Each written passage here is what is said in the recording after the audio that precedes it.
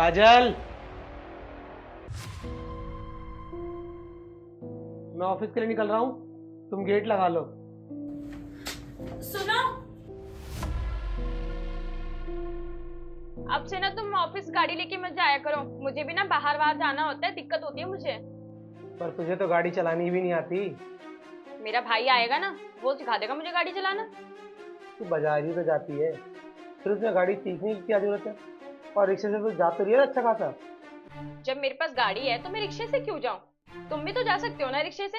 वैसे भी पूरे टाइम पार्किंग में ही तो खड़ी रहती है ना गाड़ी, तो फिर मैं ही क्यों धक्के खाऊं हमेशा।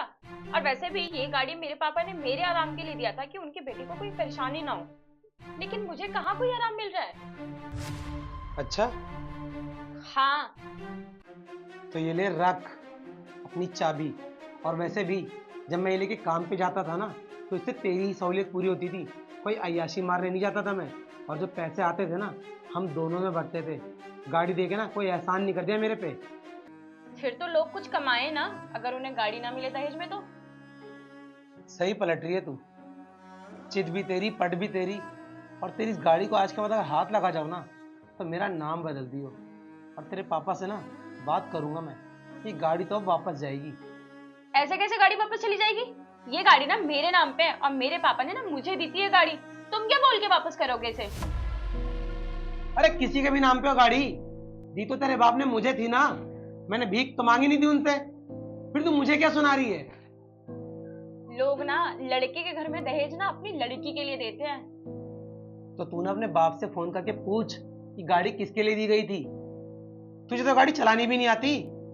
गाड़ी ना हमें दी गई थी। और अगर तुझे हम का मतलब समझ में नहीं आता ना, तो तू भी अपने घर जा सकती है। ठीक है, कोई एहसान जताने की जरूरत नहीं मुझे। मैं तेरी गाड़ी से पहले भी काम कर रहा था और आगे भी करता रहूंगा।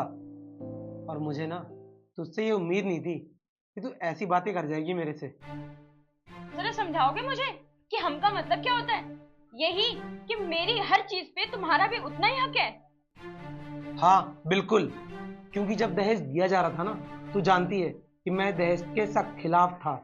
फिर भी दहेज दिया गया, और जब दे दिया गया ना, तो उस पर हम दोनों का बराबर हक बनता है। अरे अगर तुम मुझसे बोलती ना कि मुझे गाड़ी सिखाओ, 3 दिन गाड़ी तुम रखना, 3 दिन गाड़ी मैं रखूंगी, तो मैं तेरी बात को ना मानता। लेकिन तूने तूने तो गाड़ी का मालिक ही खुद को बता दिया। तो फिर मैं कौन? किराए पे तेरी गाड़ी चलाने वाला, या फिर तेरा नौकर? मुझे ना किसी का एहसान नहीं चाहिए, समझी? अच्छा, तुमने उस लकड़हारे की कहानी सुनी है जो ठंड में पेड़ काटते हैं आग जला के हाथ सेकने के लिए, और फिर उसी पेड़ को वो ढूंढते हैं गर्मियों में छांव के लिए। फिर उस लकड़हारे को समझ में आता है कि यार पेड़ तो जिंदगी में बहुत जरूरी है। कुछ वैसा हाल ना तुम्हारा भी है।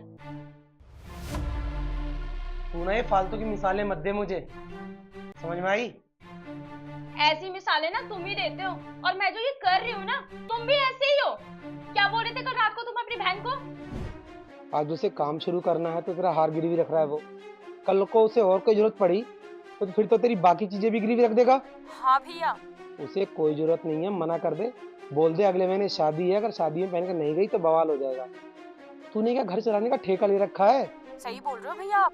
साफ मना कर दे उसको। मैं अब 1 रुपए भी नहीं दूंगी इन्हें। ठीक है। जो चीज तुम्हें मिली है वो तो तुम्हारी है ही, लेकिन जो चीज तुमने दी है वो भी तुम्हारी है। वाह, इतनी बुरी ना तुम्हारी बहन भी लगेगी अगर वो अपने पति से ऐसे बात करेगी तो। तुम ना अपनी बहन को ऐसे उल्टी सीधी सलाह मत दो जिससे कि उसका घर बर्बाद हो जाए। और ये लो चाबी, जाओ ऑफिस। कभी भी शादी के बाद अपनी बहन को ससुराल के खिलाफ मत भड़काएं, वरना उसकी जिंदगी खराब हो सकती है। वीडियो अच्छी लगी तो आगे भेजें। जय हिंद, जय भारत।